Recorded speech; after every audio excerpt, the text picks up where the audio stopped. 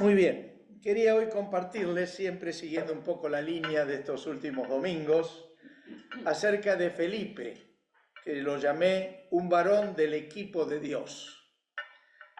Todos tenemos que formar parte del equipo de Dios. Dios no juega solo. Si bien es mejor que Messi, Maradona y Pelé juntos, pero siempre igual juega en equipo. Y ese equipo somos nosotros. Aunque algunos somos patadura, no hacemos un gol nunca, pero Él nos incluye igual en su equipo, por su amor y su bondad. Porque nosotros reconocemos que la obra de cambiar corazones es del Espíritu Santo. Pero por su amor el Señor nos incluye a nosotros en la obra de alcanzar a aquellos que necesitan encontrarse con el Señor. Nosotros tenemos que estar, como cantábamos recién, atentos a su voz y dispuestos y disponibles, como venimos insistiendo desde hace un tiempito. Ahora, quiero que veamos en la Escritura cómo el Espíritu Santo nos usa en su equipo, cómo Él hace equipo con nosotros. Y leemos en Hechos, capítulo 8, versículos 4 al 8, que dice así: los que se habían dispersado predicaban la palabra por donde quiera que iban. Felipe bajó a una ciudad de Samaria y les anunciaba al Cristo. Al oír a Felipe y ver las señales que realizaba, mucha gente se reunía y todos prestaban atención a su mensaje. De muchos endemoniados, los espíritus malignos salían dando gritos, y un gran número de paralíticos y cojos quedaban sanos, y aquella ciudad se llenó de alegría. Daría para hablar muchísimo de todo lo que pasó ahí en esta ciudad, es interesante, pero excede un poquito a lo que quiero decirles hoy. Pero lo interesante es que a pesar de estar siendo echado del lugar de residencia, dice que por donde iban predicaban la palabra. Ustedes saben, la iglesia de Jerusalén estuvo varios años creciendo, alimentándose, conociendo más del Señor, en un momento cuando el que todavía no era el apóstol Pablo, sino era Saulo, comenzó a poner presos a muchos cristianos y a hacerlos hablar en contra de su fe. Se desató una persecución que hizo que la mayoría de los que pertenecían a la iglesia de Jerusalén tuvieran que irse por todos lados. Ahora, es interesante que la pasión de todos estos era tan fuerte que aún teniendo que escaparse de una persecución, por todos lados donde iban, hablaban del Señor, tenían fuego en sus corazones. El Señor es capaz de usar lo que hace el diablo para hacer algo bueno. Increíble. Ustedes habrán visto que cuando hay un hormiguero que nadie toca, está lleno de hormigas, pero están en ese lugarcito nomás, ¿no? Pero vaya usted y patéelo. Salen las hormigas por todos lados. Bueno, así pasó con la iglesia de Jerusalén. El diablo pateó a la iglesia de Jerusalén creyendo que la iba a destruir. ¿Y qué pasó? Se esparció el evangelio por los 4 puntos cardinales. Dios sabe transformar realmente lo malo en algo bueno. No es que está bien ni nos gusta que haya cosas malas, pero el Señor en su gracia puede hacer que eso que se hizo para el mal de muchos sea para el bien de la mayoría. Aleluya. Y además, el que fue el perseguidor y que era el principal de querer destruir al cristianismo, terminó siendo el hombre más importante para la formación de la Escritura, del Nuevo Testamento y para la extensión misionera. Qué maravilla lo que Dios puede hacer con algo que inicialmente parecía lo peor, parecía algo para destruir. Ahora, fíjense qué interesante cómo obra Dios. La iglesia de Jerusalén, con sus 12 apóstoles y todo lo demás que venía atrás, conocía el mandato que el Señor había dado en Mateo 28, 19. ¿Se acuerdan cuál era ese mandato? Vayan pues a la gente de todas las naciones y háganlas mis discípulos. mandato bien claro. ¿Quiénes eran los que más deberían conocer ese mandato?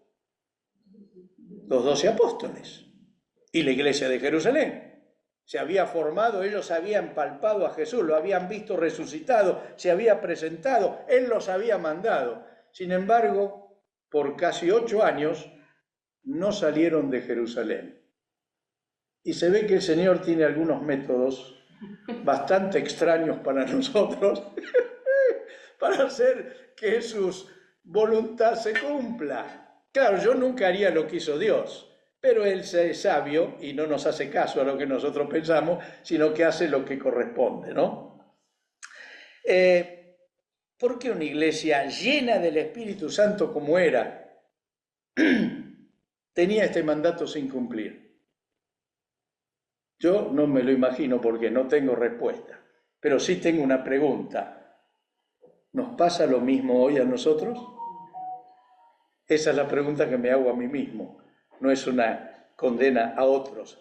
Ahora, Dios sabe usar circunstancias adversas para hacer que un equipo terrenal adormecido se baje de la tribuna y se meta en la cancha a jugar el partido.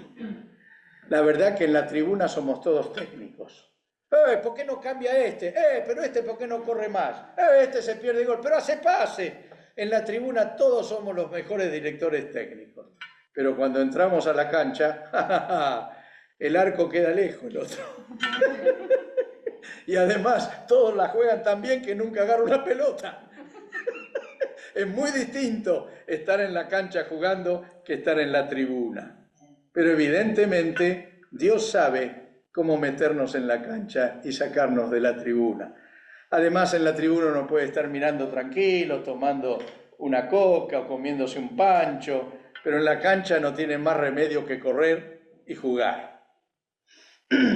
Felipe no iba como su lugar de destino Samaria. Felipe iba a Cesarea, que estaba mucho más lejos. Pero es interesante que cuando pasó por Samaria, comenzó a predicar a quienes eran contrarios a los judíos, a los samaritanos. Eran judíos mezclados con otras razas y por eso se despreciaban mutuamente. Pero les habló, y interesante, que Dios lo respaldó con mucho poder y conmovió a toda la ciudad. No supongo que Felipe no pensaría eso, pero una cosa se ve que tenía Felipe. Estaba acostumbrado a oír la voz de Dios y a cambiar sus planes para seguir los planes del Señor, cosa que nos cuesta mucho. No sé si a ustedes les es fácil cambiar sus planes, pero como yo soy ordenadito y tengo toda la agenda puesto qué hago en toda la semana, cada día y en qué horario, cuando alguien me mueve un horario ya no me gusta. Y si es imprevisto y algo que no tenía pensado, peor todavía.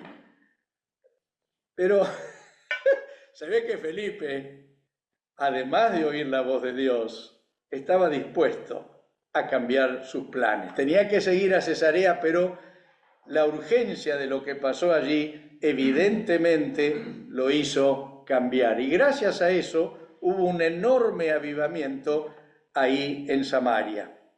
Ahora, aquí veo cómo Dios mete en el equipo, mete en la cancha a otros más.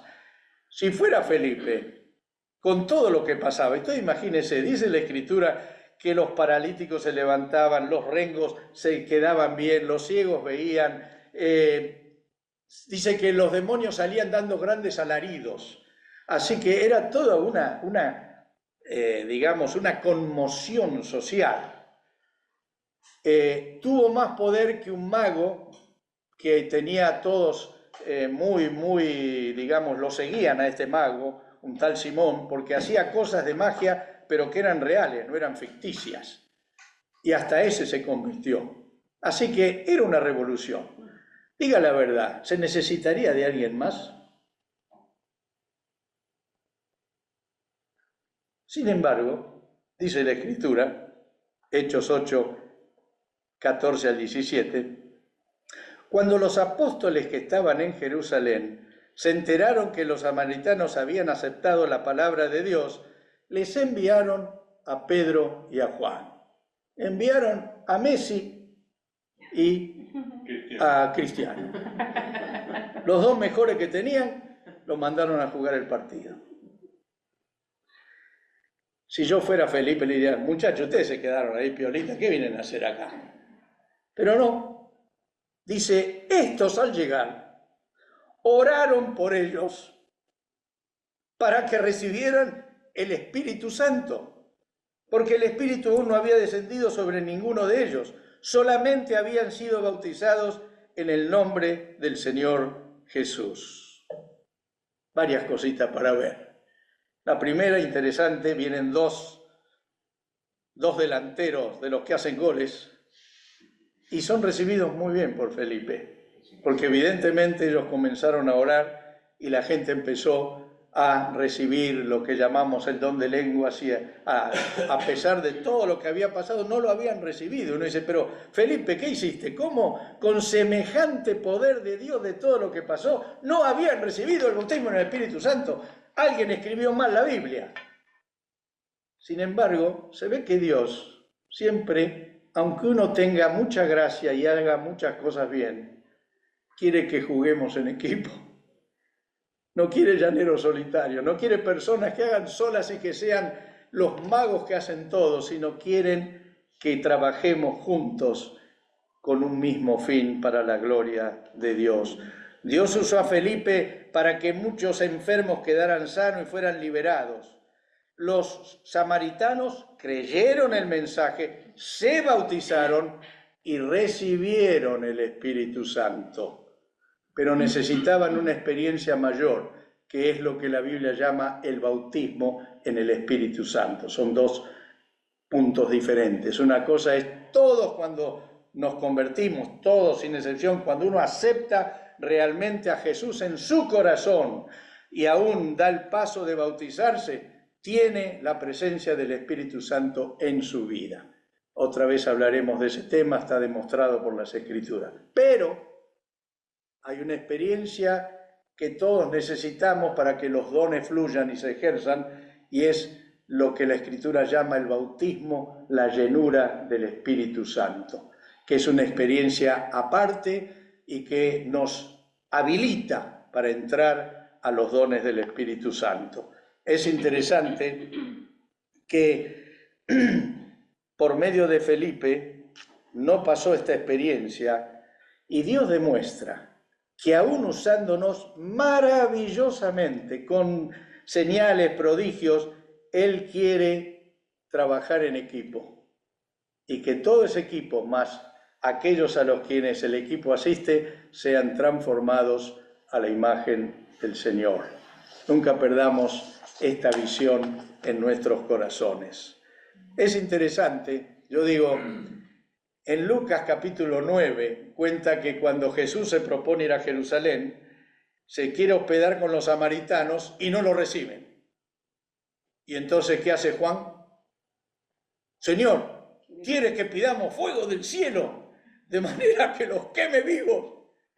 Eso es lo que pidió Juan. Y ahora está orando para que reciban el bautismo en el Espíritu Santo. ¡Qué maravilla la transformación que Dios puede hacer en una vida!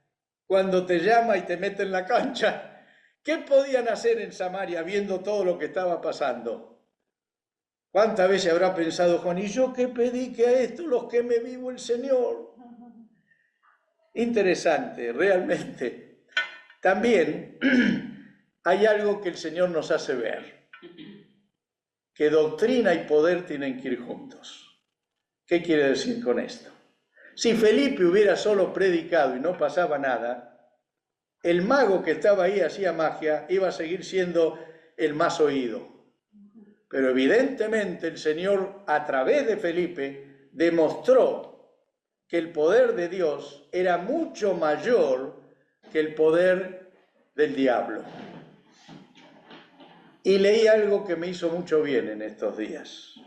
Dice, doctrina sin poder no da grandes resultados. Poder sin doctrina crea orgullo y muchas veces produce un gran caos. pero doctrina y poder juntos hacen una diferencia porque transforma vidas.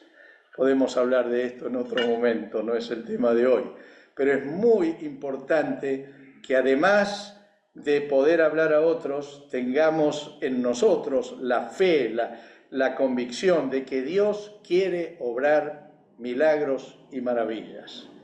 Nos cuesta, nos encanta más estudiar la Biblia y ser intelectuales que conocen todo lo que la Biblia dice y toda la historia. Y está bien y es necesario. Pero también tenemos que tener presente que Dios es un Dios de poder que sana, que transforma, que cambia vidas. Si algo estamos pidiendo desde hace rato es que Dios transforme las vidas. Que no queden en un conocimiento simplemente intelectual o en un ritual religioso, sino todo lo contrario, que las vidas sean transformadas. Aleluya. Fíjense, qué interesante.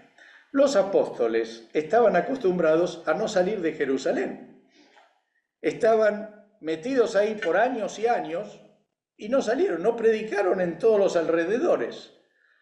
Cuando pasa esto y el Señor los manda a jugar el partido en Samaria, mire lo que dicen cuando vuelven. Dice Hechos 8:25. Después de testificar y proclamar la palabra del Señor, Pedro y Juan se pusieron en camino de vuelta a Jerusalén. Pero mire lo que dice la Escritura. Y de paso, predicaron las buenas noticias en muchas poblaciones de los samaritanos. Qué interesante. Lo que no hacían por quedarse encerrados en Jerusalén, acá al volver y después de ver todo lo que había pasado y tener la experiencia de lo que era salir de las paredes de Jerusalén, encontraron que había un montón de lugares donde tenían que hablar la palabra de Dios. Yo creo que unos meses antes ni se les habría ocurrido eso a Pedro y a Juan. Ni lo habían pensado, ir a predicar a aldeas samaritanas.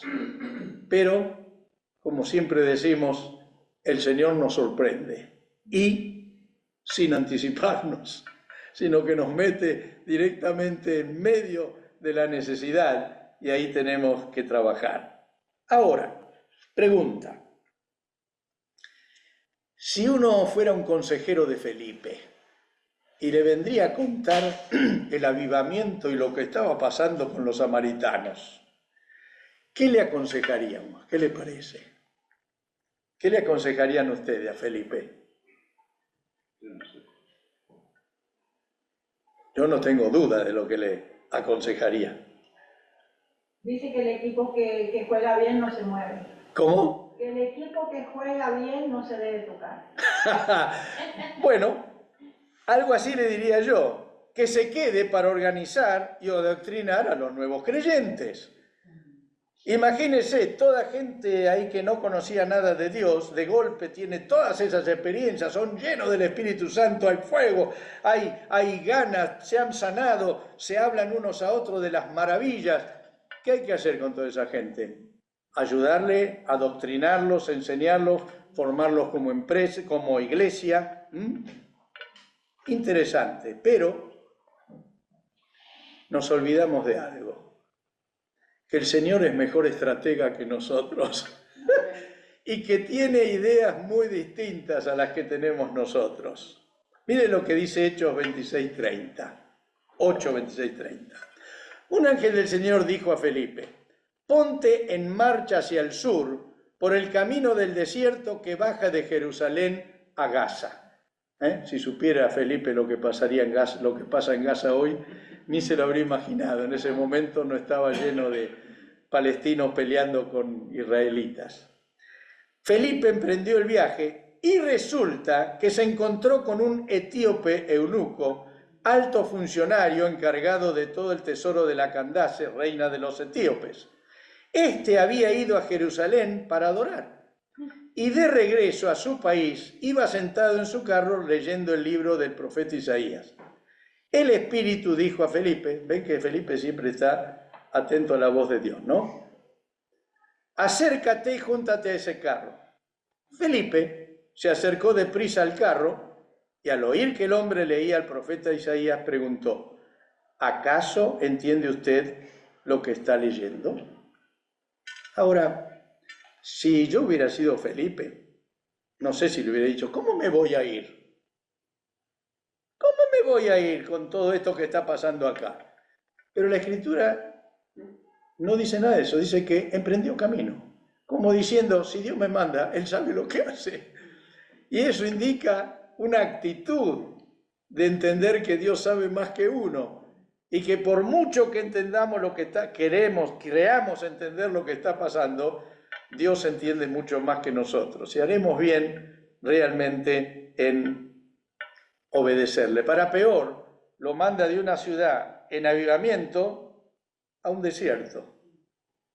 Y no le dice en realidad para qué. Le dijo solamente que vaya al desierto. Así que me imagino Felipe caminando hacia el desierto diciendo, ¿habré hecho algo malo?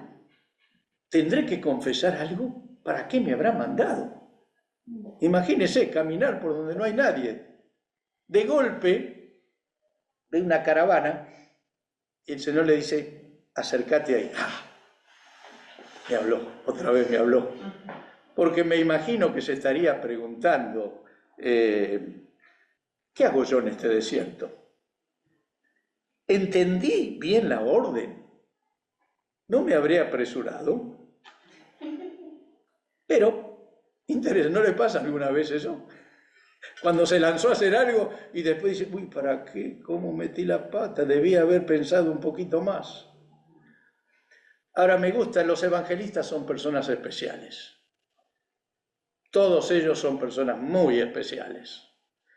Así que me imagino que Felipe, como buen evangelista, se habrá acercado a la caravana, dice que se acercó al carro y ¿qué hizo? Se puso a escuchar lo que estaba hablando el muchacho ahí, el etíope. Y después, en lugar de decir, soy el siervo del Señor, tengo una palabra para ti, no, se acercó y le dijo, ¿entiendes lo que lees? Me encanta porque los que tienen un corazón evangelista siempre tienen una manera de enfocar. Me acuerdo un hermano de Argentina, Iván Becker, ¿no? Que él, digamos, era un evangelista, así le salía por los poros, pero un día fue a cargar nafta, gasolina, y entonces viene uno y le carga nafta y dice, ¿sabes una cosa? Así como con ese chorro sale tanta nafta, el Espíritu Santo quiere llenar así tu vida. Y este se terminó de convertir, creo que se llamaba Amarilla, algo así, no sé, ¿no? Pero tienen cosas que a uno no se le ocurre. Cuando uno quiere hablar a otro, dice, ¿qué le digo? ¿Cómo empiezo? Uno no sabe ni qué decir ni cómo arrancar. Los evangelistas siempre tienen una palabra para arrancar. Yo me hice una estrategia, viajé muchos años a Brasil y claro, tenía un viaje de 1 hora y media del taxi desde el aeropuerto hasta donde iba, hasta pasando San Pablo, y siempre no sabía ni cómo arrancar. Entonces inventé una estrategia. Le digo, ¿qué tal el gobierno? Y yo sé que todos los gobiernos todo el mundo patalea contra el gobierno. ¡Oh, son unos corruptos! Le digo, claro, la única opción que hay es que conozcan a Dios. Y esa era mi estrategia. Bueno, me dio resultado una sola vez. Se convirtió uno solo de los choferes que llevaba el taxi, pero se convirtió. Así que no soy evangelista, pero vuelvo a decir, los evangelistas tienen siempre una frase. Así que este se acercó ahí al carro y realmente no se presentó como alguien especial, sino sencillamente le hizo una pregunta muy natural, de la forma más sencilla, y entabló una hermosa conversación. Realmente yo creo que Dios tiene en sus planes ponernos en contacto con gente que necesita al Señor. Es lo que Dios desea. Nosotros no tenemos que hacer nada de sentirnos especiales. Algunos cuando hablan a otro del Señor adoptan hasta una voz especial. Naturalmente hay que hablar de la vida, de lo común, de lo que hacemos todos los días. Y evidentemente su abordaje fue muy natural, muy natural. Por eso, después que caminó un poquito al lado del carro, le dijo esto y Yo creo que las personas aceptan hablar con nosotros acerca del Señor cuando nos ven que es algo natural y que nos brota del corazón. Cuando no es algo obligado, impostado, algo que lo queremos convencer, sino sencillamente que queremos transmitir lo que Dios ha hecho con nuestras vidas. O sea, eso es ser testigo, contar lo que Dios hizo con nosotros. Es interesante porque el relato bíblico dice que Felipe, partiendo del texto que este hombre leía, le comunicó todo el Evangelio. Seguramente le habló de que Jesús murió por nosotros, seguramente le dijo que Él perdona nuestros pecados cuando los recibimos en nuestro corazón por voluntad propia, y evidentemente también le dijo que debía bautizarse. Fíjense, versículos 36 al 38. Mientras iban por el camino, llegaron a un lugar donde había agua, y el eunuco dijo: mire usted, aquí hay agua, ¿qué impide que yo sea bautizado? ¿Por qué dijo eso? Porque le habló del bautismo. Ahora, ¿no era demasiado rápido hablarle del bautismo en el viajecito? ¿Qué le parece? Y si no, no tenía otra oportunidad. Pero es que además es parte integral del mensaje que damos. No le podemos decir a alguien solamente: Dios te va a bendecir, Dios te va a ayudar, vas a estar feliz, vas a estar contento, y le estamos diciendo: mira, ¿quién no va a rechazar ese paquete? No, hay que decirle: mira, Jesús murió por vos, pero para que vos seas ahora un discípulo de Jesús. Para eso tenés que morir a esta vida y nacer a una vida nueva, y eso solo se logra después de, con tu boca, haberlo confesado, bautizándote. O sea, el bautismo no es un acto litúrgico, ¿cómo es? Religioso. Es un hecho necesario, es una tumba donde la persona muere y resucita a una vida nueva con Cristo. No es poca cosa, es lo que necesitamos. Así que el mensaje de él incluía eso. ¿Y saben lo que yo suelo incluir? Ahora hace mucho que no lo incluyo porque no es tan fácil hablarle a la gente. Pero yo incluía también que tiene que entregar todos sus bienes, que tiene que diezmar, que tiene que poner su dinero a disposición del Señor, porque ya no va a ser nada de él, ahora va a ser todo de Jesús. Y eso es duro, pero si se convierte en serio, va a tener una vida en serio con el Señor. Si solo acepta beneficios, lo único que va a tener es reclamos cuando esos beneficios no se alcancen. Por eso es tan importante dar un mensaje claro, firme, y que uno viva para que tenga efecto realmente en el que escucha. Pero es interesante que entonces dice que mandó parar el carro, ambos bajaron al agua y Felipe lo bautizó. Esto indica que el bautismo, ¿cómo lo hacían? Por inmersión. En el carro tenían agua. ¿Sabe cuántos kilómetros tenía que recorrer el eunuco hasta donde iba? 2.700. Así que tendrían agua de sobra para si hubiera sido de otra manera. Pero pararon y lo bautizó. Es interesante también que Felipe, como vos bien dijiste, no iba a tener otra oportunidad, a lo mejor con este hombre, pero la manera de saber si realmente había aceptado a Jesús como su Señor era que acepte bautizarse. Si no aceptaba, todavía estaba en proceso de pensar qué tenía que hacer. Por eso dice: el que creyere y fuere bautizado, será salvo. Lo pone como una condición. El que no creyere es condenado.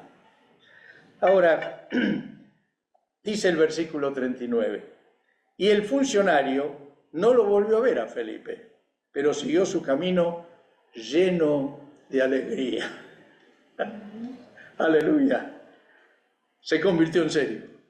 Llegó a conocer al Señor en serio. Se fue lleno de alegría. Había venido 2.700 kilómetros hasta Jerusalén, había hecho los rituales, pero volvía con su mismo espíritu humano. Pero aquí se encontró con el Rey de Reyes y Señor de Señores y su vida cambió. Ahora, fíjense qué interesante. Uno dice: Felipe, después de un avivamiento, lo manda solo para hablarle a uno ¿qué hace el Señor? ¿Por qué no mandó a otro? Dice un comentario que había 2.700 kilómetros para llegar a la capital de Etiopía, que era Meroe en ese tiempo, la actual Sudán. Y se cree que fue quien llevó inicialmente el Evangelio a Etiopía, que es el país de África y del mundo más antiguo en que el Evangelio está desde el momento que se inició hasta la actualidad.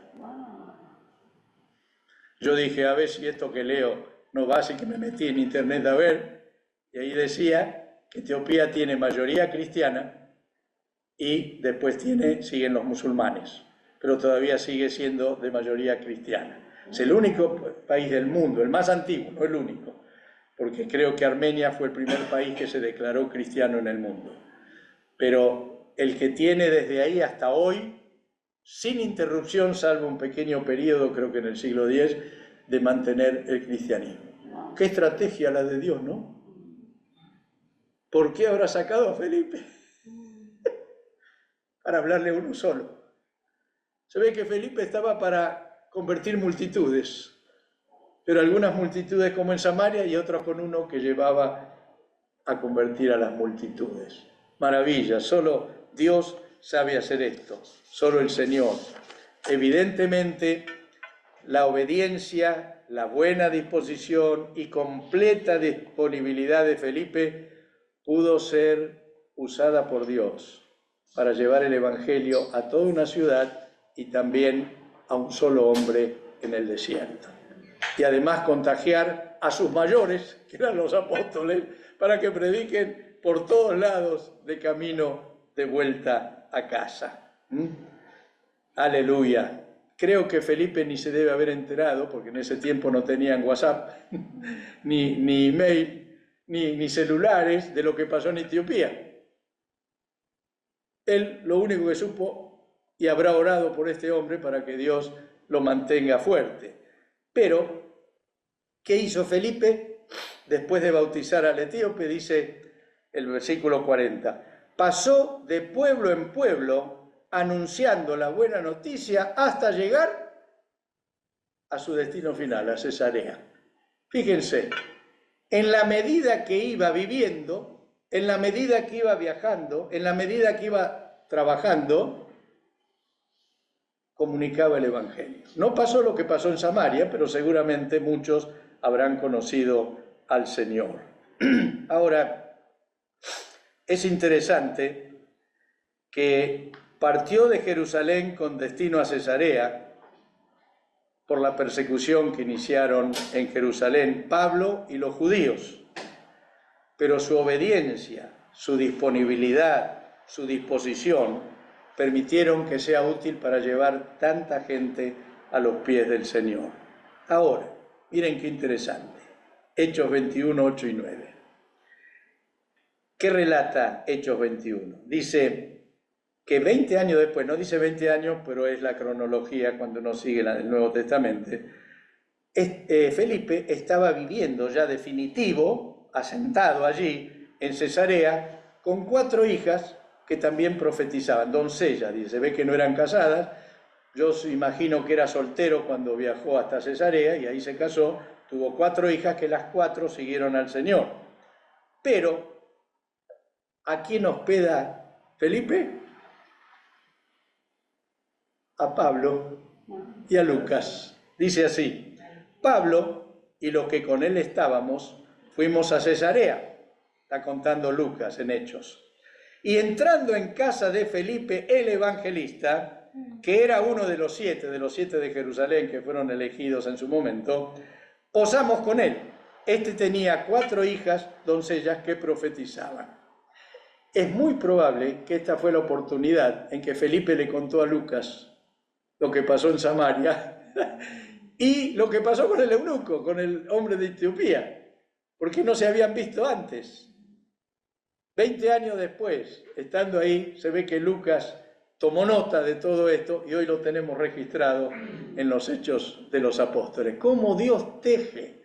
El que había sido el perseguidor por el cual tuvo que huir Finalmente fue el que logró gestar que los samaritanos se convirtieran y después fue recibido por el mismo a quien hizo huir en su casa, ya como un apóstol que también llenaba todo lugar con el Evangelio. Está por llover. ¿Cómo me respalda el cielo? Bien, está diciendo, ¡oh, dale, Eduardo! Realmente es una maravilla cómo Dios teje nuestro destino y cómo incorpora a su equipo a personas dispares, falibles, pero obedientes a su voz. Ninguno de nosotros debe pensar que es poca cosa. Dios lo único que espera es nuestra disponibilidad y que oigamos su voz. Una reflexión final. Hermanos, tenemos el desafío de proclamar el Evangelio con naturalidad, pero con audacia y con fervor. Estamos llevando vida a los que no la tienen, no olvidemos eso. Nuestra vida debe testimoniar la vida de Dios, nuestras acciones deben reflejar la vida de Dios y nuestro hablar debe testificar la vida de Dios. No es o uno o otro, sino es todo eso en conjunto. Somos una sola cosa, aunque didácticamente lo expresemos como algo separado. Somos del equipo de Dios, confiados en la guía del obrar del Espíritu Santo y debemos estar atentos a su voz, como estuvo Felipe, y también dispuestos y disponibles. Termino con una pregunta antes de orar. ¿No les parece que llegó el tiempo de bajar de la tribuna y entrar a la cancha para ganar el partido? ¿Oramos? Señor, muchas gracias por esta mañana, gracias Señor por este tiempo juntos, gracias por alentarnos a que podamos ser testigos tuyos, a que podamos comunicar tus verdades y Señor, somos tan conscientes que solo vos podés cambiar las vidas, solo vos podés llenar los corazones, solo vos podés hacer que otros te conozcan. Por eso te pedimos, Señor, en el nombre de Jesús, que obres en medio nuestro, que nos permitas mirar hacia afuera para que muchos otros te conozcan. Te lo pedimos, Señor, te lo rogamos, en el nombre de Jesús. Amén.